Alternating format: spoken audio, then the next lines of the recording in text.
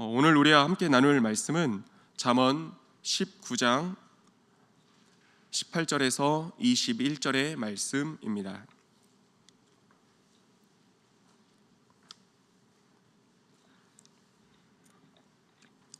잠언 19장 18절에서 21절의 말씀을 함께 교독하며 읽도록 하겠습니다. 네가 내 아들에게 희망이 있은즉 그를 징계하되 죽일 마음은 두지 말지니라.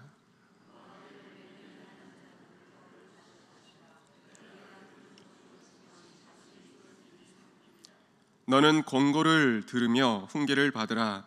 그리하면 네가 필경은 지혜롭게 되리라. 사람의 마음에는 많은 계획이 있어도 오직 여호와의 뜻만이 완전히 서리라. 아멘. 이 시간에 회초리에 담겨야 할 것이란 그런 제목으로 주의 말씀 나누도록 하겠습니다. 한 어린아이가 있습니다. 그 아이가 친구와 함께 놀다가 친구의 구슬을 슬쩍 주머니에 넣고 집으로 돌아왔습니다. 그리고 주머니에서 구슬을 꺼내 보이며 집안에 계시던 어머니에게 자랑을 합니다. 그랬더니 아이 엄마가 이렇게 얘기를 합니다. 잘했다, 칭찬을 합니다. 다음에 아이는 조금 더 크고 값비싼 물건을 훔쳐서 집으로 왔고 그 엄마는 여전히 나무라지 않고 괜찮다고 잘했다고 칭찬을 해주십니다. 아이가 자라감에 따라 훔쳐오는 물건도 더 다양해지며 성인이 되어서도 여전히 물건을 훔치다가 그만 살인까지 하게 되었습니다. 법정에 섰을 때 성인이 된 아이는 어머니께 하고 싶은 말이 있다 요청을 하고 어머니가 이제 자녀 앞으로 왔을 때 그 자녀는 어머니의 입술을 깨물며 이렇게 말을 했습니다. 어머니가 어렸을 적 제가 구슬을 훔쳤을 때, 작은 연필을 훔쳤을 때 저를 혼내셨더라면 제가 이 법정에 서지는 않았을 것입니다. 아마 이 이야기는 성도님들도 많이 들어보셨을 그런 이야기일 것입니다. 이 이야기처럼 자녀의 잘못에 대해서 따끔하게 훈계하고 또 필요하다면 회초리를 드는 것은 반드시 필요할 것입니다. 다만요, 이 말씀을 드리는 것은 이 회초리에도 담아야 될 것이 있고 담지 말아야 될 것이 있습니다. 오늘 말씀 제목에 따라서 우리 성도님들께 질문을 드려본다면 우리 성도님들, 자녀를 향한 회초리는 필요할 것입니다. 그런데 이 회초리에 담겨야 될 것이 있습니다. 그에 반해서 반드시 담지 말아야 될 것이 있습니다. 그것은 무엇이겠습니까? 금쪽 같은 내 새끼란 프로그램을 보면요, 참 다양한 특성의 아이들이 나옵니다. 또 그 아이를, 그 자녀를 양육하시는 또 다양한 그런 부모님들께서 등장합니다. 정말 다양한 그런 아이나 부모님이나 이런 케이스가 등장하지만 많이 공통적으로 보이는 그런 모습 중에 하나가 자녀를 양육하고 훈계하고 또 회초리를 들 때 그 안에 담아야 할 것은 담지 않고 담지 말아야 될 것은 담아서 이 부모와 자녀 간의 어려움과 서로 상처를 입히는 것을 많이 보게 됩니다. 오늘 잠언 말씀의 근거에서 담아야 될 것, 담지 말아야 될 것, 이것을 말씀을 드린다면 회초리에 담겨야 될 그것은요, 희망이 될 것입니다. 그리고 담지 말아야 될 그것이 있다면 그것은 감정, 특별히 분노의 감정이 될 것입니다. 그리고 더 세게 표현을 한다면 말씀처럼 죽일 마음, 그 죽일 마음에 대해서는 이 회초리에 담아서는 안 될 것입니다. 우리 성도님들, 자녀를 향한 부모의 훈계가 언제 이루어집니까? 부모님의 경험 그리고 살아온 삶의 지식을 가지고 자녀를 바라보면서 그 자녀의 행동이, 자녀의 그런 말 표현들이 아니다 싶을 때, 잘못되었다 싶을 때 자녀가 잘 되길 바라는 그런 마음에서 사랑을 담아 교훈과 훈계가 이루어지게 되죠. 그리고 회초리까지도 들게 되죠. 그런데 사랑으로 분명하게 시작은 했습니다. 그런데 계속해서 부모의 그 마음에 들지 않고 부모의 성에 차지 않을 때 부모의 욕심이라고 하는 그 감정이, 분노라고 하는 감정이 훈계 속에, 회초리 속에 담겨지게 됩니다. 그리고 그 감정이 절제되지 못하고 통제되지 못할 때 어디에까지 이르게 되는지 오늘 말씀은 이렇게 기록을 하고 있습니다. 오늘 본문 18절을 보니까 뭐라 말씀하십니까? 그를 징계하되 회초리는 들되 죽일 마음은 두지 말 것을 말씀하고 있습니다. 우리 성도님들, 이 말씀을 제가 처음 보았을 때 사실 이해가 잘 되지 않았습니다. 잠언 말씀은요, 속담이라고 하잖아요. 격언입니다. 그리고 이 말씀은 그렇기 때문에 특정 대상만 향하는 그런 책이 아니라 대중적이고 일반적인 사람들, 경우를 향하는 책인 거죠. 근데 오늘 본문 말씀은요, 너무 과격하게 느껴졌습니다. 자녀를 징계하는데 죽일 마음을 갖는다? 일반적이지 않잖아요. 일반적으로 가질 수 있는 그런 마음과 생각은 아니지 않습니까? 그런데 이 말이 주변에서 생각보다 많이 듣게 되는 그런 말이더라고요. 우리들이 많이 갖게 되는 생각과 표현이더라고요. 우리 성도님들, 이런 생각, 이런 표현 해보신 적 있으실까요?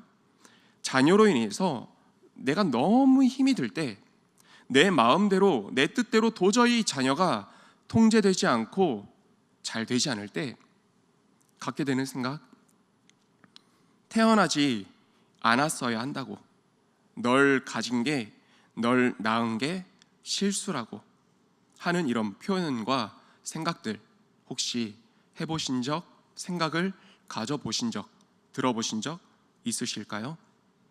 저는요, 사실 미혼이고 아직 자녀가 없기 때문에 부모의 마음이 무엇인지 안다고 말씀은 드릴 수 없습니다. 그런데 제가 담당하고 있는 우리 중등부 아이들과 지난 시간들의 그 사역을 생각하면서 오늘 이 잠언의 말씀이 참 많이 부끄러움과 아픔으로 다가오게 되더라고요. 하나님께서 저와 그리고 우리 중등부 가운데 보내주신 학생들은요, 바울이 고린도 교회의 성도들이나 디모데나 오네시모를 향해서 복음으로 낳은 아들이다 라고 이렇게 표현한 것처럼 저와 우리 중등부에 보내주신 그 학생들은 하나님께서 허락하신 자녀들일 것입니다. 참 다양합니다. 이런 아이, 저런 아이가 있겠죠. 그리고 이런 자녀, 저런 자녀가 있습니다. 그리고 제가 참 미숙합니다. 그래서 마음이 더 가는 아이가 있는가 하면 상대적으로 덜 가는 아이가 있습니다. 그리고 그 중에는 저를 참 웃게 하는 아이도 있지만 그 중엔 저를 참 힘들게 하는 아이도 있습니다. 그래서 힘든 나머지 그런 생각을 할 때도 있었습니다. 왜 우리 교회에 와서 이렇게 힘들게 하는 것일까? 한 영혼에게 희망을 담기보다는 교회로부터 멀어지게 하려는, 이게 영혼을 죽이는 것과 영혼을 죽일 마음을 갖는 것과 무엇이 다르겠습니까? 말씀을 준비하면서 이 생각을 하게 되니 참 많이 부끄러웠습니다. 큰 부끄러움과 하나님께 죄송함이 가득하게 되더라고요. 아이들에게 미안함이 되더라고요. 실제적으로 죽일 마음은 품지 않았지만 이게 아니한 생각이었더라고요. 아이에게 그런 마음, 맡겨주신 영혼에게 그런 생각을 갖는다는 것은 영혼을 죽일 마음을 갖는 것과 다를 게 없더라고요. 오늘 주신 이 말씀을 어찌 다른 누군가에게 들이댈 수 있겠습니까? 저 자신을 향하고 저 자신을 찌르는 말씀이 되어야겠죠. 그런데 우리 성도님들께 이런 말씀은 함께 나누고 싶었습니다.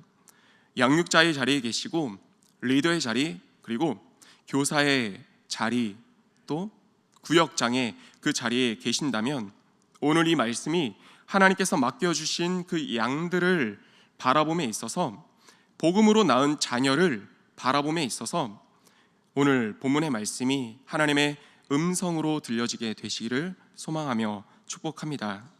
말 안 듣는 자녀를 내 감정을 담지 않고 사랑으로 훈계한다는 것이 결코 쉽지 않을 것입니다. 나를 속썩이는 제자에게, 구역원에게, 양들에게 희망을 가지고 그리고 내 감정을 담지 않고 훈계한다는 것이 쉽지 않을 것입니다. 근데 우리 성도님들 그거 아십니까? 우리가 말 듣지 않는 자녀를 가진 부모이기 이전에 우리가 먼저 하나님 아버지의 마음을 속썩이는 하나님의 자녀가 된다는 그 사실을 우리가 먼저 기억을 했으면 좋겠습니다. 우리 중에 우리 하나님 아버지 앞에서 떳떳한 자녀가 어디 있겠습니까? 하지 말란 것은 하고 하란 것은 하지 않으면서 줄기차게 그 죄짓기를 반복하고 있는 저와 우리들 아니겠습니까? 하나님께 훈계를 받으면서도 그 죄 가운데서 떠나지 못하고 하나님의 마음을 아프게 하는 저와 우리들입니다. 참 말 잘 안 듣는, 말 안 듣는 우리들이죠. 그런데 하나님께서 그런 저와 여러분 우리를 향해서 어떤 마음을 가지고 계십니까? 감히 하나님의 마음을 예상해 본다면 잠언 19장 18절의 말씀이 우리를 향한 하나님의 마음 아니겠습니까? 희망의 마음을 가지고 계신 것이요. 우리에게 하나님께서 희망을 가지고 계시기 때문에 잘못되고 거짓된 길을 가는 우리에게 즉각적으로 심판하지 않으시고 징계를 통해서 돌이키고 돌아서게 하시는 것 아니겠습니까? 만일 우리 하나님이 우리에게 죽일 마음을 가지고 계셨다면 그 아들 예수님을 우리에게 보내주셨겠습니까? 지금 이 순간에 호흡을 가지고 있는 사람 또 어디에 있겠습니까?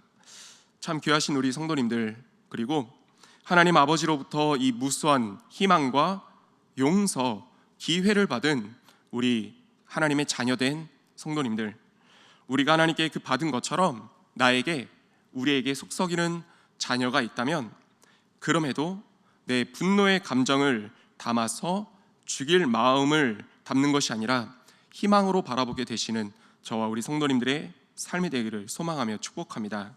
그리고 속썩이는 제자가 있습니까? 구역원들이 있고 양들, 팀원들이 있습니까? 마음으로부터 교회를 떠나기를 바라는 그런 영혼을 죽이려는 마음을 품지 않고 하나님께 부여받은 희망을 가지고 바라볼 수 있고 품어줄 수 있게 되시기를 소망하며 축복합니다.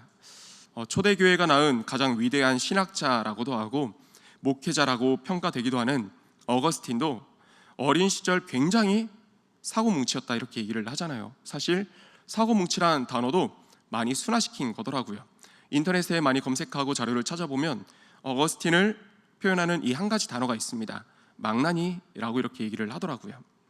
주변 사람 모두가 그런 어거스틴의 그 무차별적인 모습에 대해서 희망을 버렸을 때 그의 어머니였던 모니카만큼은 어거스틴의 탄생에 대해서 저주하지 않았습니다. 내가 왜 이 아들을 낳았을까?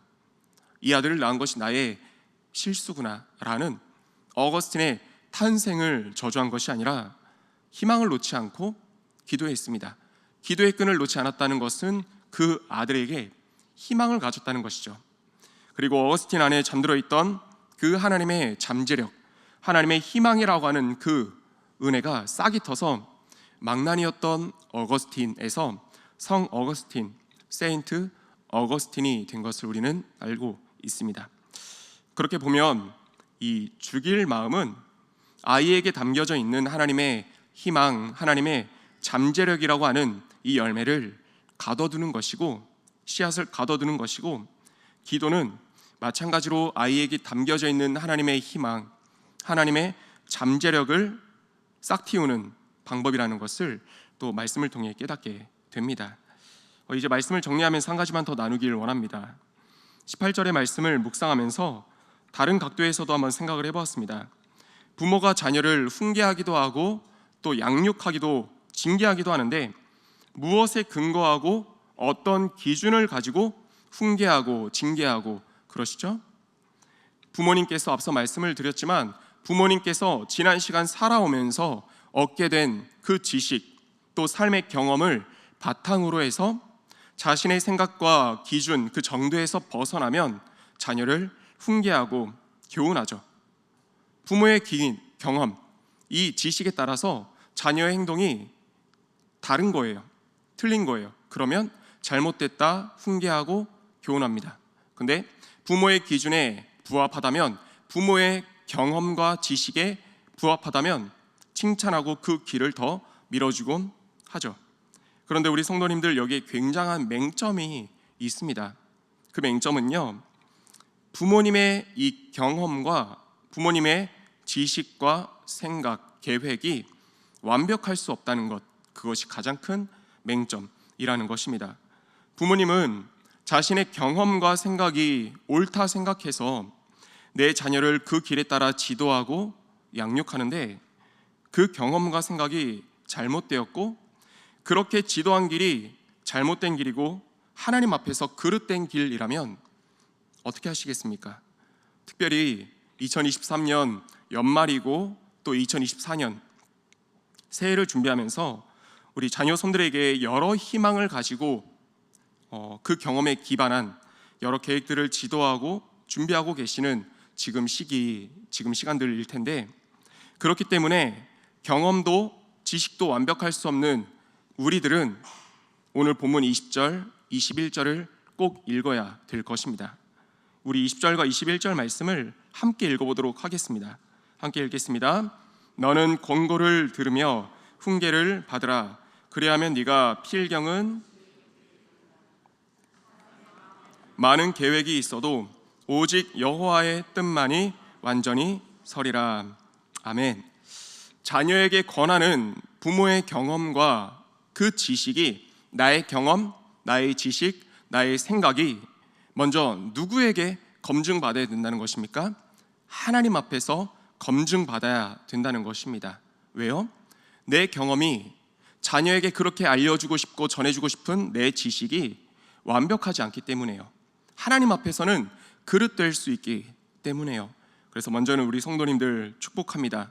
새해를 맞이하는 이 시기에 내 경험, 내 지식 먼저 하나님 앞에 가지고 나와서 하나님 말씀 앞에서, 기도 앞에서 점검받게 되시기를 소망하며 축복합니다.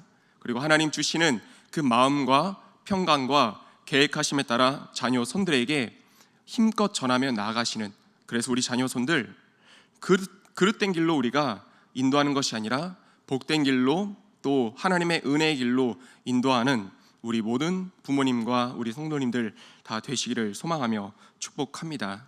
제가 중등부 사역을 하면서 처음부터 지금까지 가지고 있는 한 가지 생각이 있습니다. 그것은 방금 드린 이 말씀입니다. 나의 경험과 나의 지식과 나의 생각을 가지고 아이들의 행동에 대해서 판단하지 말자. 내 경험, 내 지식에 따라 아이들을 바라본다면 분명히 제 기준에서는 누군가는 이상할 것입니다. 누군가는 옳을 것입니다. 근데 이 말씀을 저에게 먼저 적용합니다. 그렇다고 내 경험, 내 지식, 아이들을 옳다 그르다 판단하는 내 기준 완벽하고 완전한가? 이게 너무나 사실 저에게 두려움으로 다가오더라고요. 내 입장에서, 내 기준에서는 아이를 그렇게 좋은 길로 인도해 주기 위해서 지도하고 교훈했는데 정작 내 생각이, 내 교훈이 잘못된 것이면 어떡하지? 그리고 아이들 한 명 한 명에게는 분명한 하나님의 달란트와 하나님의 그 비전이 있는데, 그 특징, 그 특별함이 있는데 내 기준에 따라 아이의 그 정체성을, 그 특별함을, 달란트를 잃게 하면 어떡하지? 아이의 마음에 피어있는 그 별을 흐리는 존재가 되면 어떡하지? 이게 굉장히 저에게 두려움으로 다가오게 되더라고요. 그래서 이 표현만큼은 우리 아이들에게 정말 자주 하는 표현입니다. 목사님의 말에 주목하지 말고 하나님의 말씀에 대해서 집중하고 주목하라. 목사님이 만약 경험에 비추어서 너에게, 우리 중등부 아이들에게 교훈하고 조언을 했다면 그건 목사님의 경험이다. 완벽하지 않는 목사님의 경험이다. 나의 말에 대해서는 두 번, 세 번 곱씹어 생각하고 정말 하나님 앞에서 옳다 생각하면 받아들여라. 하지만 다음 말이 가장 중요합니다. 하지만 하나님의 말씀에 대해서만큼은 두 번, 세 번 생각하고 고민하는 것이 아니라 단번에 수용하고 단번에 받아들여라. 내 경험은 부족하지만 하나님의 말씀은 완벽하기 때문에 그렇다. 이 말을 우리 아이들에게 시작부터 지금 이 순간까지, 바로 어제까지도 계속 전하고 있습니다. 사랑하는 우리 성도님들, 자녀 손들, 맡겨진 양들 정말 잘 가고 옳은 길 가길 원하지 않습니까? 먼저 필요한 것은요, 나의 경험, 나의 지식, 하나님 앞에서 점검받는 것입니다. 그리고 하나님께서 허락하신 말씀에 따라서 내게 주신 성령의 입술에 따라서 우리 자녀손들에게 전하기도 하시고 우리 양들을 주의 길로 이끌어 나가시는 데 있어 부족함 없는 우리 모든 성도님들 다 되시기를, 그런 2024년 기쁨의 새해가 되시기를 소망하며 축복합니다. 아멘. 함께 기도하겠습니다. 이 시간 오늘 주신 말씀을 기억하면서 먼저는 하나님, 우리 자녀손들을 바라볼 때, 맡겨주신 복음으로 낳은 자녀들을 바라볼 때 하나님의 마음에 따라서 희망을 갖게 하여 주시고 이 분노의 감정, 내 개인 사사로운 감정을 품지 않게 하여 주옵소서. 모니카처럼 자녀를 향해 끊임없이 희망을 품고 기도하였던 것처럼 우리들 또한 맡겨주신 양들 그렇게 기도하며 양육하며 나아갈 수 있도록 해달라고 함께 기도하겠습니다. 그리고 두 번째로 우리 함께 기도할 때는 하나님, 나의 기준, 나의 경험으로 말하고 가르치는 것이 아니라 하나님의 말씀으로, 완전하고 완벽한 하나님의 말씀으로 가르치고 교훈하며 인도할 수 있는 우리의 삶이 되게 해달라고, 그리고 우리가 먼저 우리의 말 한마디, 우리의 생각 하나하나 하나님 앞에서 점검되어질 수 있게 해달라고 우리 함께 기도하며 나가겠습니다. 오늘 주신 말씀 기억하면서 다 함께 주여 한번 외치고 통성으로 기도하겠습니다.